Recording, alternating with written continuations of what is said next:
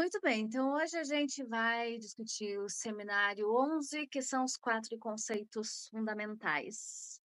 A gente está estudando sobre transferência, mas nesse seminário em específico a gente vê o quanto esses 4 conceitos eles estão de uma certa maneira interligados, né, a gente não consegue dissociá-los, e por isso mesmo, né, esse seminário também acaba sendo tão importante e significativo, e a gente que está estudando, então, transferência não poderia deixar de fazer uma leitura sobre ele, né, e algumas pensar, né, algumas das principais ideias que inclusive, não sei se vocês puderam ver logo no começo, quando o Lacan fala sobre a excomunhão, e é interessante que ele usa esse termo, que é um termo religioso, né, e que, claro, tem a ver com a psicanálise, mas tem muito a ver com o momento que ele está vivendo na psicanálise, né, e eu acho que isso são coisas importantes também, tanto em Freud, é interessante a gente retomar, né, o que está acontecendo na história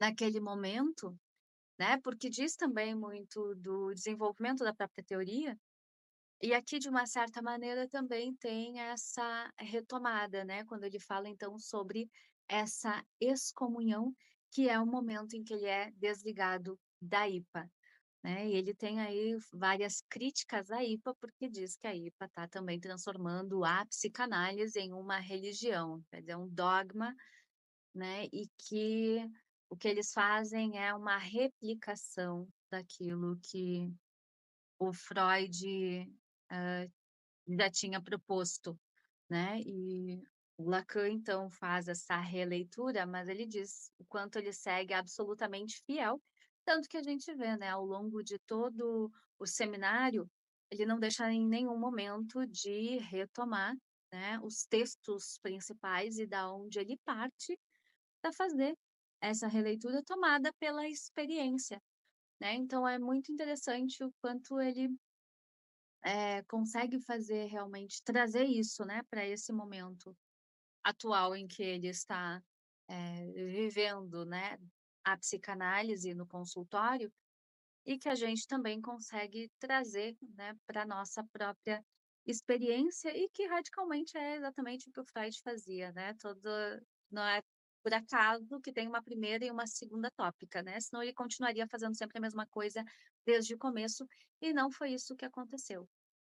Então, é interessante também esse momento, histórico então, né, dessa saída da IPA, que inclusive, o Lacan se questiona, né, e qual que é a condição então que eu tenho de falar sobre a psicanálise, né, e diz: "Bom, o que acho que me autoriza a falar sobre a psicanálise é já o meu longo processo que eu venho, né, fazendo seminários, discutindo sobre psicanálise e fazendo clínica". E por isso mesmo ele começa então o livro, né, falando sobre a praxis, porque é muito interessante ele fazer essa retomada, porque ele fala dessa formação dos psicanalistas, né, que baseia exatamente na forma como o Freud leva a clínica, né, quer dizer, você parte da clínica, da experiência daquilo que se vive e que se faz no dia a dia, para daí então ir pensar e fazer uma reflexão e ver, né, o que ali é é possível interpretar, é possível dar uma direção, enfim, né, então é sempre da prática para a teoria e não o inverso, e isso diz muito da praxis. Eu acho que essa retomada do Lacan para falar em praxis logo no início também é importante, porque ele vai discutir, né, e vai fazer uma pergunta e que inclusive está atualíssima, vi uma psicanalista recentemente falando sobre isso, né, o que é psicanálise? E tanto ela quanto o Lacan diz: "Bom, talvez seja mais fácil dizer o que não é psicanálise". Né, o psicanálise quem faz é o psicanalista. E é isso. E o que o psicanalista faz é a psicanálise, não é outra coisa, né, não dá parte de outras teorias, ferramentas, métodos e afins, né. Quem é psicanalista parte da psicanálise, disso que fundamenta os princípios, a ética, e é possível então aí, né, dar uma sustentação de fato, da experiência da clínica. Então ele situa que a praxis é uma ação realizada pelo homem, qualquer que ela seja, que o põe em condição de tratar o real pelo simbólico. E nisto ele encontre menos ou mais imaginário, tem aqui valor apenas secundário. É isso, né? Parte do real para o simbólico, parte daquilo que, de fato, escapa, né, daquilo que aparece na clínica para poder simbolizar e para poder fazer uma leitura a posteriori. Por isso também as intervenções, né, são ali inconscientes e elas vão ser pensadas também a posteriori. E a posteriori também que a gente vai ter um, um retorno, né? Saber se de fato funcionou, não funcionou, ou o que funcionou para aquele paciente. É no só depois, né? A psicanálise, como essa profissão é impossível, a gente não tem como determinar o que vai vir das intervenções. Então, o que a gente tem enquanto bisturi é isso, né? Fazer o corte, fazer a intervenção, a castração, para então poder ver o que o sujeito faz com isso, né, os desdobramentos que o próprio sujeito dá. Porque, reiterando o que o Lacan já disse, a gente não dirige o paciente, a gente vai dirigir o tratamento dele. E aí também, absolutamente atual, a discussão sobre ciência, né, o que é a ciência e o quanto a psicanálise se sustenta ou não. E mais uma vez, que se sustenta como ciência. E que ciência justamente tem então esse objeto. Ele diz que a ciência é especificada pelo objeto definido e pode ser reprodutível, que é baseada numa experiência e que esse objeto, inclusive, pode mudar ao longo da evolução da própria ciência, né? Então, é isso, né, o quanto os conceitos nos servem, de sustentação para poder né, fazer a clínica psicanalítica de fato.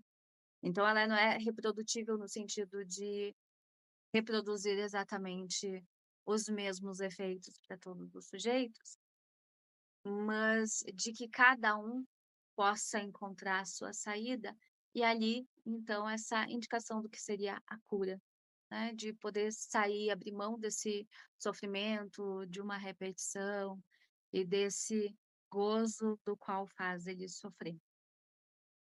Né? E, por outro lado, ele vai também acabar questionando sobre o fato do próprio desejo do analista.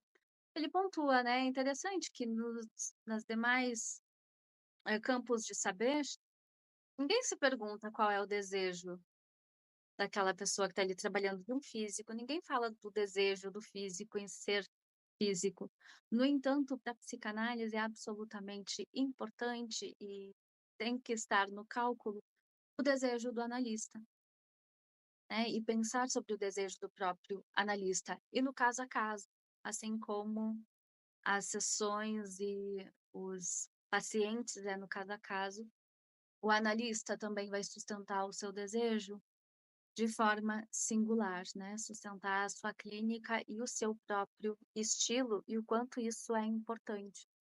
E por isso essa replicação também tem essa singularidade, né? Mas tem um propósito, né? Tem um objetivo comum que é poder fazer a escuta dessas singularidades e disso que o sujeito vai trazer narrando a sua história. Então ele diz que não tem como a gente deixar de fora essa questão, né, do desejo do analista, e que acaba sendo também uma questão de formação do próprio analista, que se coloca diante da própria análise pessoal, e, né, isso também entra em xeque, em questão, para que ele possa realmente também dar conta, né, desse desejo.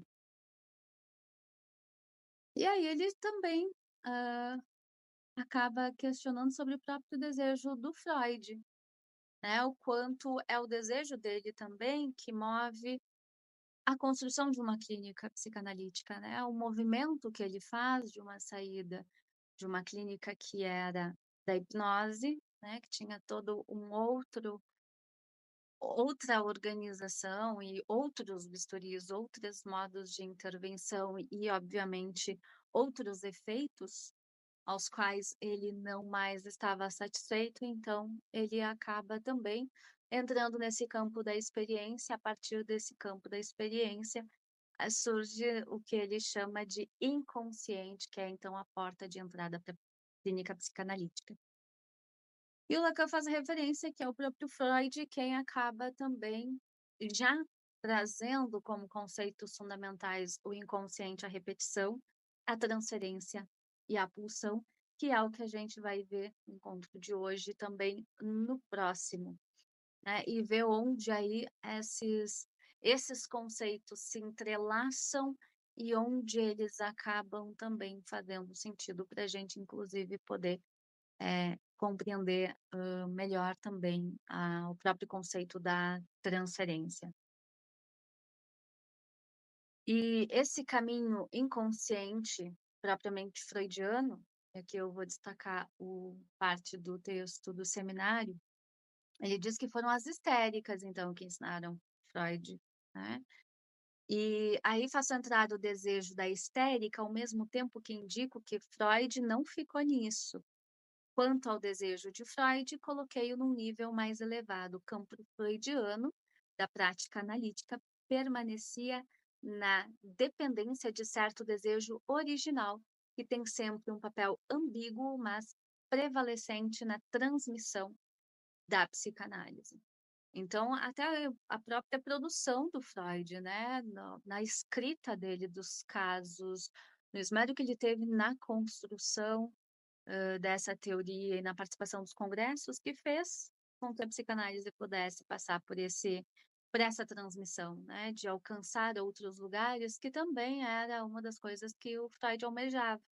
Tanto que ele também não para simplesmente para discutir a clínica, né? Ele discute situações da vida cotidiana, da sociedade, tem aí o mal-estar na cultura, tem aí texto que discute sobre ah, o pós-guerra, tem texto discutindo sobre psicanálise na universidade, nas escolas, enfim, não é uma teoria e um campo de conhecimento fechado em si mesmo, né? Eu acho que isso é uma das coisas fundamentais para a gente também poder reconhecer o quanto também se torna transdisciplinar desde o começo, né? De considerar tudo isso que diz do humano de alguma maneira, né? Desse campo do saber, disso que é da arte, da literatura, né? Da filosofia mesmo, e que de uma certa forma, se escureceu aqui,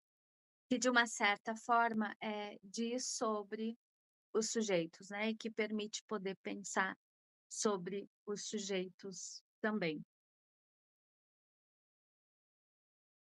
E claro, né, não dá para deixar de fora a questão do desejo, né, o desejo que é força motriz também, né, do pensamento freudiano.